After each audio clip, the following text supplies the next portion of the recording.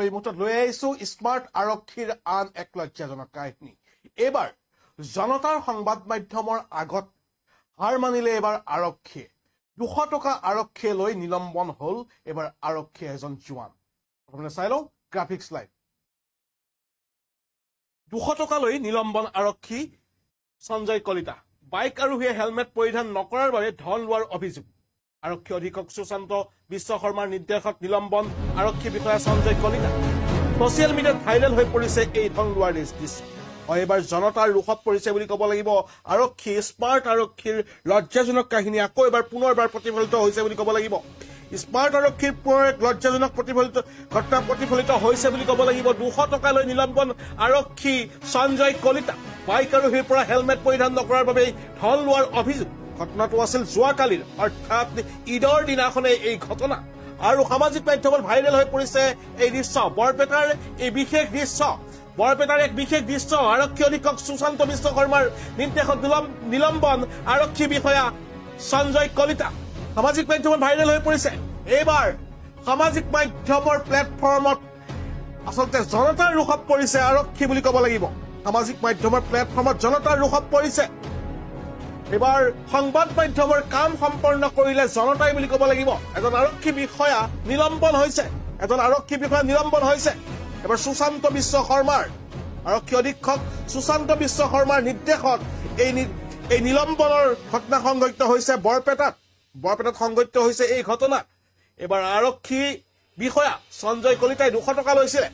200 টকা লৈ হেলমেট নিপিন্ধাৰ অপৰাধত তেওঁ ব্যক্তিজনৰ পৰা 200 টকা লৈছিলে। ব্যক্তিজনে আচলতে যিজন আৰোহী আছিল তেওঁ হেলমেট পিন্ধিছিল, লগৰজনে কিন্তু হেলমেট পিন্ধা নাছিলে। দৃশ্যৰাজি দেখাব বিচাৰিছো, আমি বিশেষ দৃশ্যৰাজি দেখাব বিচাৰিছো।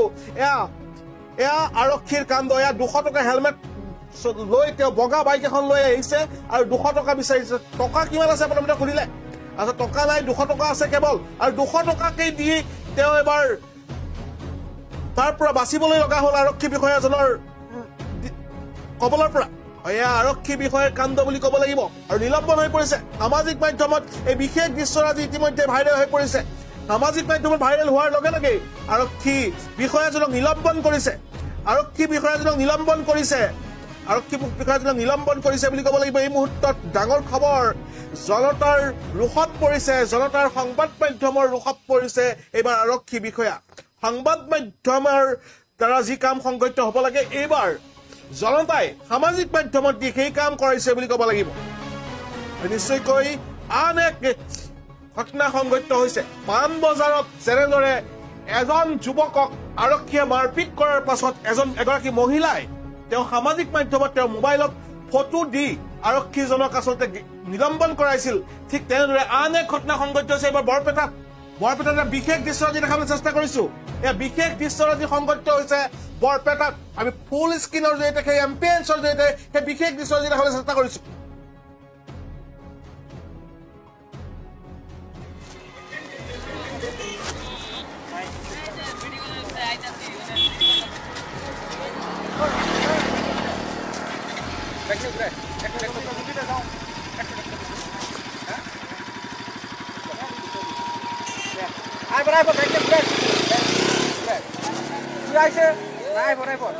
ভিডিও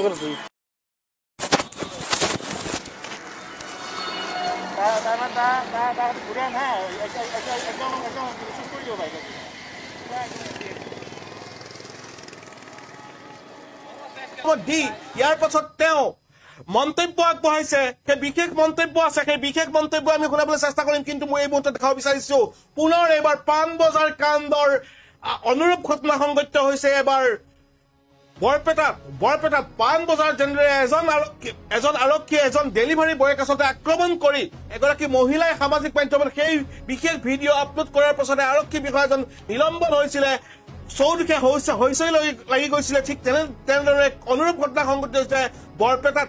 এইজন আৰক্ষী বিষয়াই 200 টকা লৈ এজন ব্যক্তিয়ে, যিজন আচলতে সংবাদ মাধ্যমৰ ব্যক্তি নহয় কিন্তু তেওঁ সামাজিক মাধ্যমত অতি সক্ৰিয় আৰু সামাজিক মাধ্যমৰ সক্ৰিয় ব্যক্তিয়ে এবাৰ সংবাদ মাধ্যমৰ কাম কৰিছে বুলি ক'ব লাগিব। আৰু তেওঁ এই বিশেষ দৃশ্যৰাজি সামাজিক মাধ্যমত তেওঁ আপলোড কৰিছে, তাৰ পাছতেই নিলম্বন হৈছে বুলি ক'ব লাগিব। এয়া সামাজিক মাধ্যমৰ শক্তি বুলি ক'ব লাগিব। সামাজিক মাধ্যমত তেওঁলোকে যি শক্তি তাৰ পুনৰবাৰ প্ৰতিফলিত হৈছে বুলি ক'ব লাগিব এই মুহূৰ্তত সামাজিক মাধ্যমৰ পুনৰ শক্তি প্ৰতিফলিত হৈছে এই বিশেষ দৃশ্যৰাজি আমি দেখাবলৈ চেষ্টা কৰিছো এয়া বিশেষ দৃশ্যৰাজি আৰু ইয়াৰ পাছতে তেওঁ মন্তব্য আগবঢ়াইছে সামাজিক মাধ্যমত তেওঁ মন্তব্য আগবঢ়াইছে সেই বিশেষ মন্তব্য আমি শুনাবলৈ চেষ্টা কৰিছো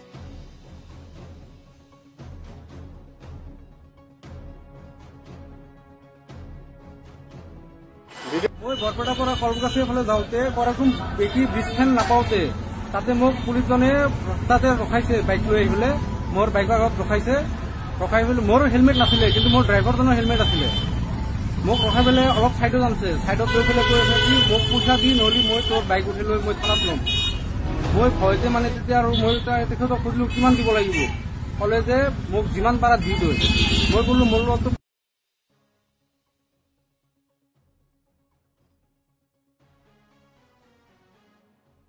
নৰখিলে মই ৰিচিভৰ কাৰণে মই খুজিলো কিন্তু নৰখিলে তাতে কি পুলিচটো থিয় হৈ আছিল নেকি পুলিচটো থিয় হৈ নাছিলে বাইকখন লৈ আহিছে ময়ো যাই আছো সিও সিটো চাইডৰ পৰা আহি আছে আহি পেলাই মোৰ আগত ৰখাই দিছে ডাইৰেক্টলি মোৰ ড্ৰাইভাৰজনে ঘপতকে ৰখাই দিছে নহ'লে এক্সিডেণ্ট হৈ গ'ল হয় পুলিচৰ নামটো নিশ্চয় মনত মই বৰপেটাৰ পৰা কলকাতাৰ ফালে যাওঁতে কৰাচোন বেছি ব্ৰিজখন নাপাওঁতে তাতে মোক পুলিচজনে ৰাস্তাতে ৰখাইছে বাইক লৈ আহি পেলাই মোৰ বাইকৰ আগত ৰখাই পেলাই মোৰ হেলমেট নাছিলে কিন্তু মোৰ ড্ৰাইভাৰজনৰ হেলমেট আছিলে মোক ৰখাই পেলাই অলপ চাইডত আনিছে চাইডত লৈ পেলাই কৈ আছে কি মোক পইচা দি নহ'লে মই তোৰ বাইক উঠি লৈ মই থানাত ল'ম মই ভয়তে মানে তেতিয়া আৰু মই তেখেতক সুধিলো কিমান দিব লাগিব ক'লে যে মোক যিমান পাৰা দি দৈ মই ক'লো মোৰ লগততো পইচা নাই 200 টকা এটা আছে দে মোক 200 টকাই দি মই ক'লো ৰিচিপ্টখন দিয়ক পইচা লৈ সি লগালগ মানে গুচি গ'ল নৰখিলে মই ৰিচিভৰ কাৰণে মই খুজিলো কিন্তু নৰখিলে তাতে কি পুলিচটো থিয় হৈ আছিল নেকি পুলিচটো থিয় হৈ নাছিলে বাইকখন লৈ আহিছে ময়ো যাই আছো সিও সিটো চাইডৰ পৰা আহি আছে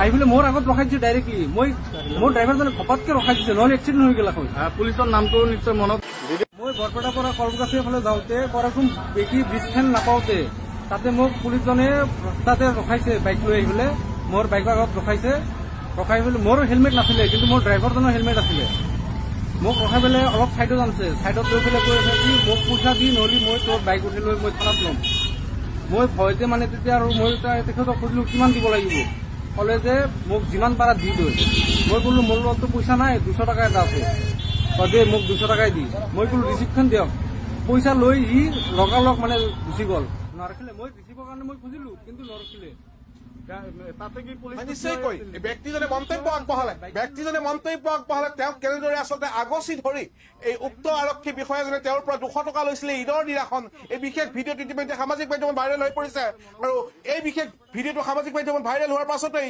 বৰপেটা আৰক্ষী অধীক্ষক সুশান্ত মিশ্ৰ শৰ্মাই আৰক্ষী বিষয়াজনক নিলম্বন কৰিছে আমি বিশেষ দৃশ্যৰাজি পুনৰবাৰ দেখাবলৈ আমি পিচিআৰ টিমক অনুৰোধ জনাম সেই বিশেষ দৃশ্যৰাজি দেখাবলৈ পুনৰবাৰ অনুৰোধ জনাইছো সেই বিশেষ দৃশ্যৰাজি এয়া চাওক আগচি ধৰিছে এজন আৰক্ষী বিষয়াই আৰু ব্যক্তিজনৰ পৰা তেওঁ 200 টকা আদায় লৈছে বগা ৰঙৰ এখন তেওঁ পালচাৰ বাইক লৈ আহিছে আৰু লৈ আহি আগচি ধৰিছে আৰু বিশেষ বিপদৰ সম্ভাৱনা থাকে যেতিয়া এজন আৰক্ষীয়ে এইটো কৰিব পাৰে নে নোৱাৰে সেই সম্পৰ্কত আপুনি মন্তব্য আগবঢ়াব পাৰে আৰক্ষীজনে হেলমেট পিন্ধি আছে ঠিকেই আছে কিন্তু আৰক্ষীজনে তেওঁ আগচি ধৰাটো যদি তাত সেই সময়তে যদি বিপদৰ ঘটনা ব্যক্তিজনৰ দুৰ্ঘটনা হ'লহেঁতেন তেন্তে দায়ী কোন হ'লহেঁতেন সেই সম্পৰ্কেও ভাৰতীয় যি ন্যায় সংহিতা তাত বিশেষ ব্যৱস্থা আছে আৰক্ষীজনৰ ওপৰত বহুকেইটা গোচৰত ইতিমধ্যে আৰক্ষীজনক এৰেষ্ট কৰিব পাৰে বা নিলম্বন কৰিব পাৰে যিটো আচলতে ভাৰতীয় ন্যায় সংহিতাই কৈছে আচলতে কোনো ব্যক্তিক এনেদৰে আগচি ধৰিব নোৱাৰে বা এজন ব্যক্তিয়ে যদি হেলমেট পিন্ধক বা নিপিন্ধক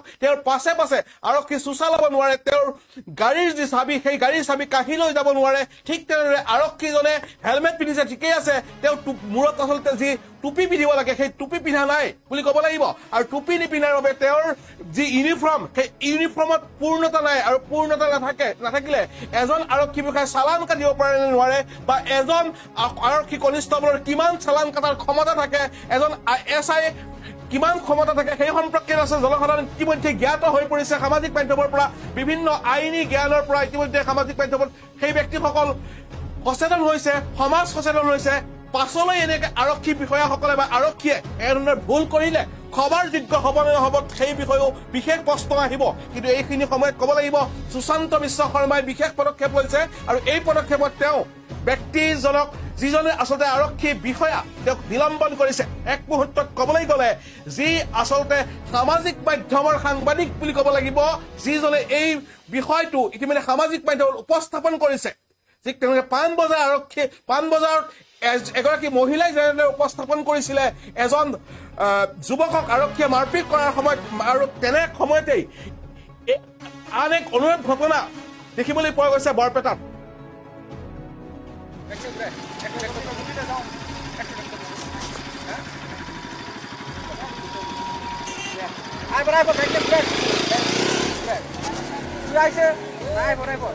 ভিডিঅ' কৰিছোঁ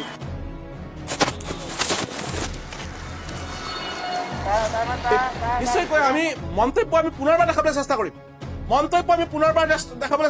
আপোনাৰ লগতো হ'ব পাৰে এনেধৰণৰ ঘটনা। ব্যক্তিজনে কি কৰিলে সেই সম্পৰ্কত মন্তব্য আমি পুনৰবাৰ দেখাবলৈ চেষ্টা কৰিম।